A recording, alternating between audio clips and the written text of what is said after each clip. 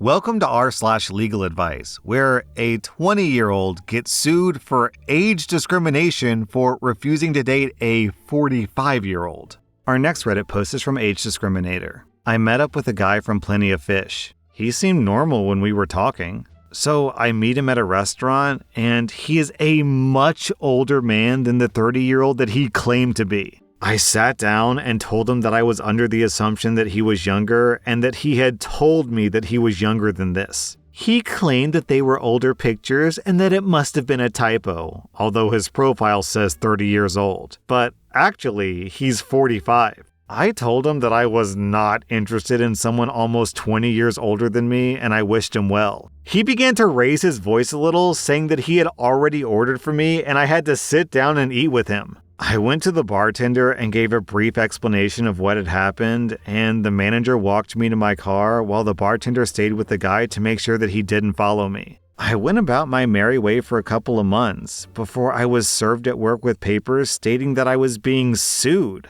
I called the attorney listed to verify, and the lawyer confirmed that they were real. The guy I dated was a client, and I was being sued the cost of the entire dinner and his travel expenses because I used his age as discrimination, which is illegal. Now, I know this is going to get thrown out. I'm fully aware that he's crazy. But do I need a lawyer for this? Money's been tight, and I'm paying off student loans galore. Is it possible for me to walk into court, represent myself, and not be completely murdered by their attorney? Yo, why on earth did this attorney take this case on? If this had any sort of grounds whatsoever, then every 18-year-old girl would get sued into oblivion the second she turned 18 by 50-year-olds and 60-year-olds saying, "You must give me a date, or else I'm going to sue you for age discrimination." It's just so stupid, man. It makes no sense. This guy's a nut job. Our next Reddit post is from Jez and Nilo. I am 16 years and 2 months old. My parents believe I'm a disaster and an unruly child. But they're delusional parents. My mother has bipolar disorder and doesn't take her meds regularly, and I'm sure my father has undiagnosed mental health problems as well. They've been wanting to send me to a camp for troubled teenagers for a while, and 2 people came to take me without me knowing. I thought they were kidnapping me. I screamed, and my brother, who was at home but wasn't supposed to be, took my father's gun and threatened to kill them. And that was when they told us who they are and why they're here. We called the police, but they did nothing after they talked to our parents. I don't trust my parents anymore, and I want to get emancipated. Where do I start, and what documents do I need to prepare? Do I have a case? I'm working part-time now. I don't think my parents will object. They'll be happy to get rid of me. Then OP posted an update. I sadly don't have any good news. Just 2 weeks after posting that, my parents ended up sending me to a camp. The camp that they sent me to was using the same property and facilities of an older camp that was closed down due to abuse of teenagers. The place wasn't like anything I imagined it would be. I tried to cooperate and pretend everything is normal, but they see compliance as a form of resistance? What? They see non-compliance as a form of resistance. Whatever you do, they see it as resistance. Their formula is that we were defective people, and the only way to fix us is to first break us down completely and then rebuild us according to their standards. Until they see that you have mental breakdowns, they don't agree that you're ready to relearn everything and change, so they continue the pressure. Even when I was doing everything they wanted, they weren't convinced. It took maybe 3 months for them to be convinced that I'm broken down, and they did break my spirit, to be honest. I got to the point that I didn't care about anything anymore. I just wanted it to end. They knew about my YouTube channel, and they wanted me to log in and delete all my videos and delete the channel. They had a girl who pretended to work in the kitchens befriend me only to see if I truly hate my old self or not. She'd tell me that she watched my videos and she was insulting me left and right and was saying horrible things about me and my brother, who's also a YouTuber. And I was supposed to agree with her. If I took things personally, they knew that I was acting and wasn't ready. They got me when I was at my lowest and had me log into the account. The next day, they brought me in front of a computer and showed me that my old password wasn't working anymore and told me they've deleted my account. I was thinking that all the time and effort I placed there was gone. From there, I didn't care anymore, and they were convinced they'd achieved their goal. So things became easier. They'd teach me to be a nice, girly Christian girl who wants to raise babies and would never touch a boy until she's married to someone her parents pick. It was like they were sending me into a children's book.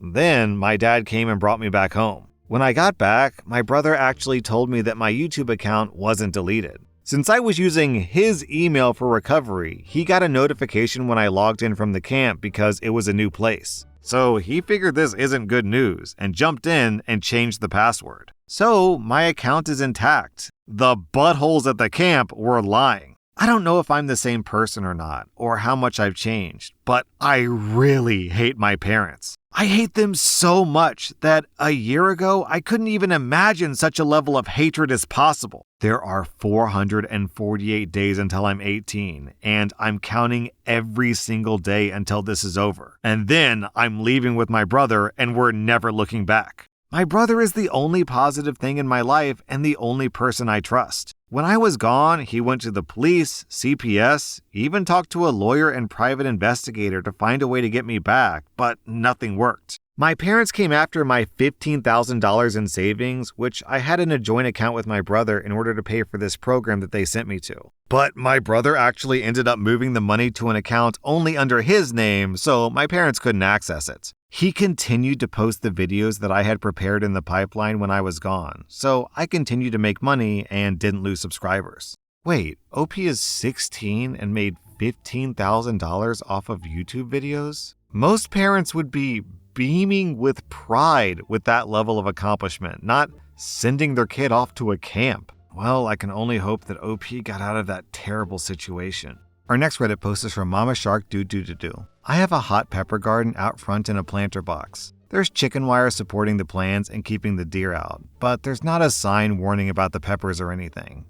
I never imagined it'd be necessary. It's a good 20 feet from the sidewalk up by the porch and my front door. Nobody has any business going up there and messing with my garden. It's very clearly private property. Today, I came home from work to find vomit all over my lawn, my walkway, and on the fabric cushions of the bench of my porch, along with various trash, empty waters, an open lunchbox with the contents spewed about, and a t-shirt soaked in vomit. There was a note on the door that just said, "There's been an accident," and to please call as soon as I saw the note. Worried about what could have happened, I called. Well, it turns out this afternoon, a group of middle schoolers walking home from school decided to have a hot pepper eating contest in my frickin' yard. Long story short, one kid ate a Carolina Reaper hybrid, stronger than a ghost pepper, whole, and ended up having to go to the hospital by ambulance. Several other kids also got violently ill eating various other kinds of peppers. The phone number listed was one of the kids' dads, and he was pissed as all get out. He was telling me I was crazy for having peppers like that out where people could get to them. He was asking for my insurance, saying he was going to get the police involved. I told him money was tight right now, and I didn't currently have renter's insurance. He said that he'd be sending me a bill, and I should pay for it if I don't want to be sued or charged with assault. He wanted my landlord's information too, but I wouldn't give it to him. He said he would find it in public records. I gently reminded him that his kid shouldn't have been on my property. I tried not to seem like a dick. I really do feel terrible the kids got hurt. Anyways, he wasn't having it. He was already yelling, but he started cussing me out, so I hung up. He tried calling me back 3 more times, and I didn't answer. I can't afford a lawyer, and I don't even know what kind I would need. So I figured Reddit was the next best thing. Can he really sue me for this? I don't think I can afford their hospital bill. What do I do? Is this really an actual crime like he said? What would my landlord do? Could I be evicted for this? You know, here's the funny thing about plants. Plants grow everywhere, in every single yard on Earth, basically. So there's no reason why those specific peppers need a warning sign, because no one says, hey, don't eat the dandelions. Hey, don't eat this poisonous bush. Hey, don't touch this poison ivy that will make you break out in hives. So to say that these specific peppers of all plants on Earth need a warning sign is nuts. Our next Reddit post is from Concerned Dad. My wife passed away on August, and my daughter has been having weekly meetings with her school counselor since the start of the school year. Talking to her has been helpful, as far as I could tell, and I figured it would be good for her to have an adult female role model who she could relate to, since her mother is gone now. I've expressed my gratitude to this woman many times before. As it turns out, on Wednesday night, I grabbed my daughter's phone and found out that she's been sexting and sending nudes to some guy who is clearly taking advantage of her being depressed to get what he wants from her. I talked to my daughter about how this was unacceptable and how she lost her phone privileges, and I gave her one of those text and call only cheap phones. She's a 15-year-old freshman, and this guy is an 18-year-old senior, by the way. The issue.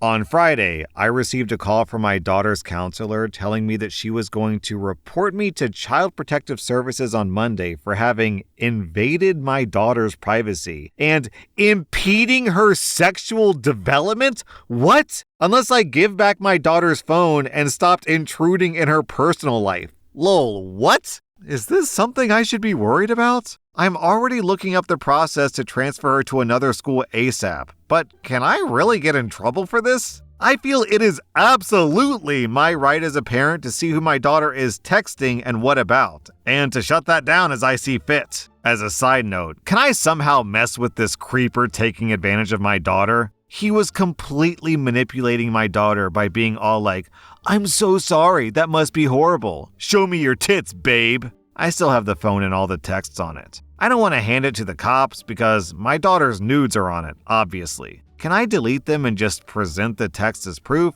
or do I need to keep the pictures to build a case against him?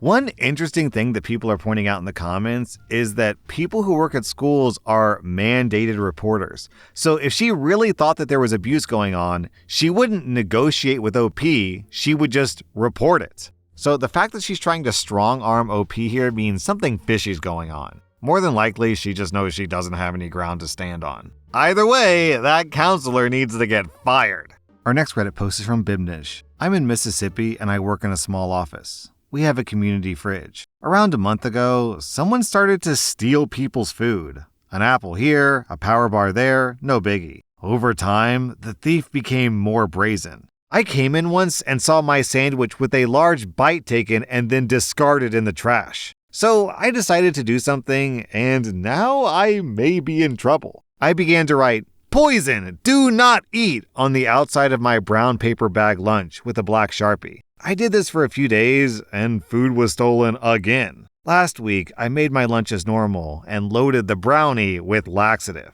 I then wrapped the brownie in paper. On the paper, I wrote, "Poison, do not eat." I put it in the bag, which also had the same written warning applied. In big, clear, black Sharpie, it said, "Poison, do not eat." I left it in the fridge as normal and went about my day. Sure enough, about 4 hours later, the emergency medical services arrived. A coworker found the brownie, took the bait, and was being taken to the emergency room. I'm not concerned with keeping my job. If I get fired, so be it. I am, however, curious how much trouble I'm likely in, if any. That was rSlash and if you like this content, check out my podcast where I publish the exact same episodes. Also, hit that subscribe button because I put out new Reddit videos every single day.